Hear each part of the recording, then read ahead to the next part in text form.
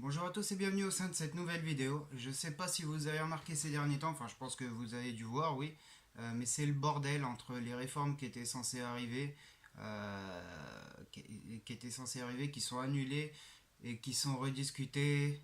Enfin, vous m'aurez compris, vraiment, même eux ils pédalent dans la smoule, vraiment. À mes yeux, là, ils se débattent juste comme un poisson que t'es en train de pêcher à la ligne, tu sais, t'es en train de te battre avec le poiscaille et le truc, il a pas envie, il a pas envie. Enfin bref, ils ont compris qu'il y a quelque chose qui changeait, il y a quelque chose qui va pas. Quelque part, moi ça me fait rire, tu vois, parce que moi qui vraiment, genre, je peux pas. Là, je vois, pas plus tard que hier, je suis tombé sur cette vidéo. Mais ma parole, comment on peut laisser faire ça? Comment on peut laisser faire ça? C'est inadmissible. On laisse on laisse des grands-mères crever la dalle, on laisse des grands-pères crever la dalle, on laisse tout, tout, tout le bas peuple crever la dalle. Pendant qu'il y en a, ils se tapent des festins. Pareil pour le réchauffement climatique. Là, dernièrement, ils sont partis en Pologne ou je sais pas où. Vous croyez qu'ils ont pris quoi, les cons? Vous croyez qu'ils ont fait une visioconférence? Les 144 pays? Ouais, mes couilles, ils ont tous sorti le jet privé. Ils se sont donné rendez-vous là-bas, les 144 pays réunis. Ah ouais, ah ouais, mine de rien, après, on va te parler d'écologie. On va te parler de mesures, de... Ah ouais, voilà, donc voilà, ça c'est un message personnel. Je me suis permis de faire aussi un rapide montage, une sorte de vidéo réponse dont j'avais déjà teasé hier, mais peut-être que vous ne l'avez pas vu. Un petit montage sur ce que moi je pense quand j'entends ça.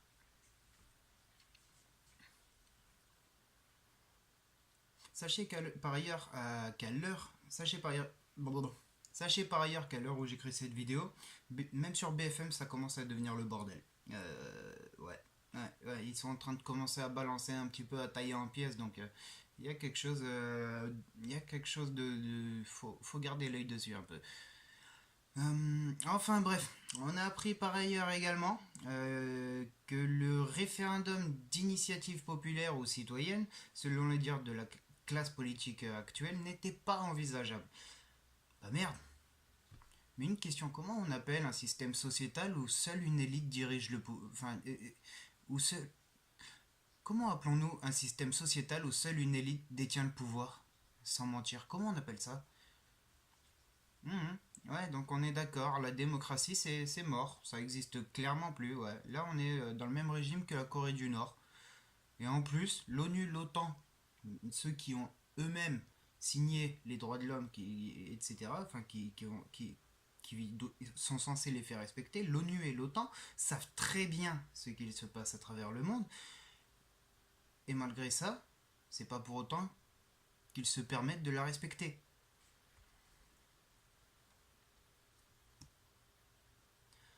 En gros, fais ce que je dis, mais pas ce que je fais. Soit. Du coup, je me suis posé la question la plus naturelle qu'elle soit. Comment et pourquoi comment et pourquoi un tel déni de la part de nos pseudo-élites politiques? Alors, je vais vous annoncer une vérité. Je vais vous annoncer une vérité. Si la France nous octroie le référendum d'initiative populaire, ou citoyenne, vous vraiment appelez ça comme vous voulez, et que nous demandons à sortir de cette Europe mal branlée, qu'est-ce qui se passerait? Ce serait quoi les répercussions? Vous n'êtes pas sans savoir que l'Europe repose initialement sur les pays fondateurs que sont la France et l'Allemagne. Et si la France sort de l'Europe, si la France sort de l'Europe, c'est une économie européenne qui se cassera la gueule et qui, par lien de causalité, impactera l'économie mondiale. C'est ce qu'on pourrait appeler l'effet papillon ou l'effet boule de neige. La vérité, c'est que trop de business sont implantés. Trop de business sont implantés et qu'ils auraient bien trop à perdre. Que ce soit l'Europe, enfin, la France, l'Allemagne, l'Espagne, etc. Les hauts dirigeants auraient beaucoup plus à perdre qu'à gagner à nous faire signer ce référendum. Si la France cède, si la France cède, c'est toute l'Europe qui va changer.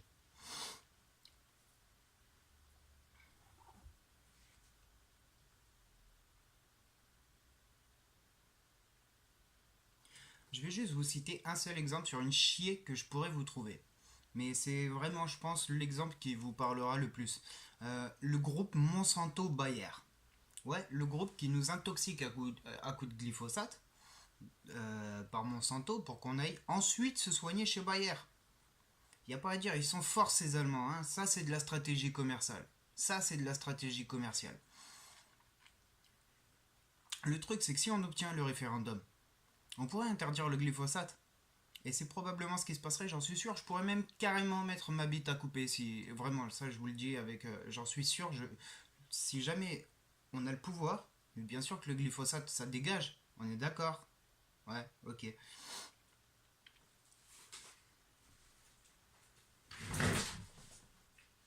T'arrêtes.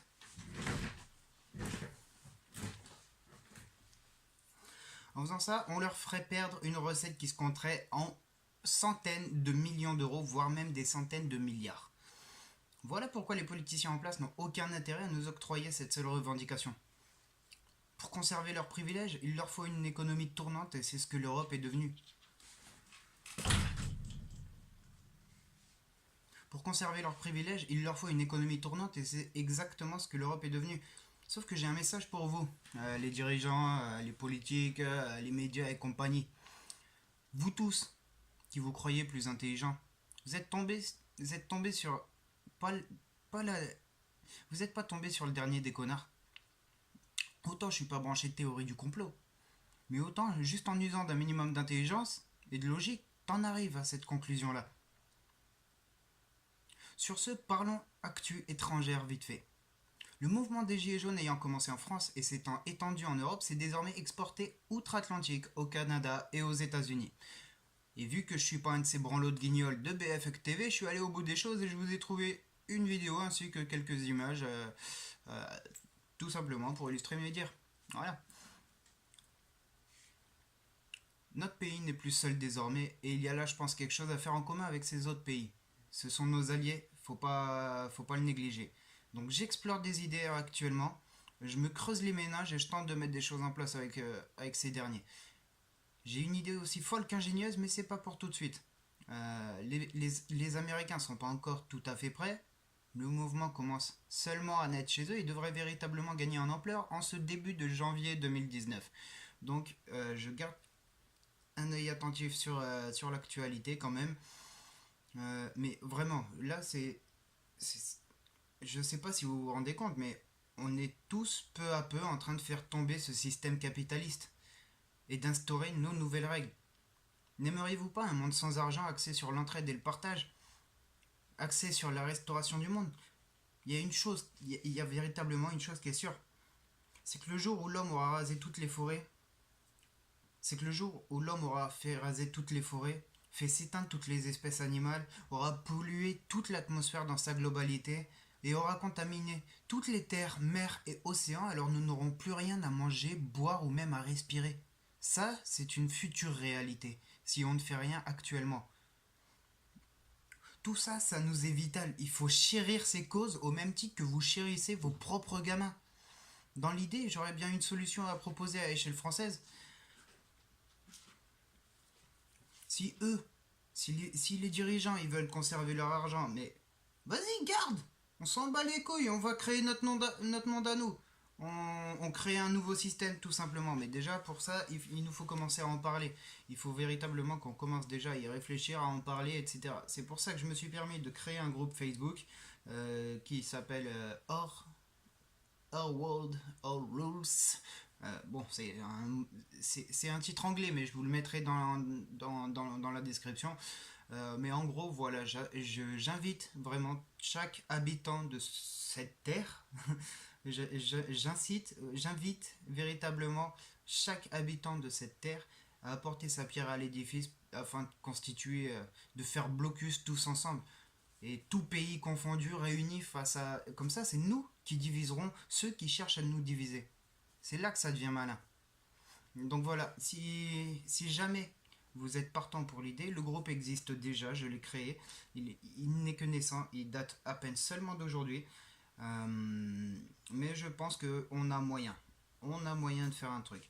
Donc voilà. Et puis même s'il y a d'autres groupes après, s'il y a d'autres groupes qui existent déjà et dont je n'étais pas au courant, eh ben ma foi, je vais voir s'il y a moyen de faire fusionner tout l'ensemble. On va essayer de faire un hyper conglomérat, quelque chose comme ça. Voilà, j'ai que 25 ans, mais je suis pas le dernier des débiles.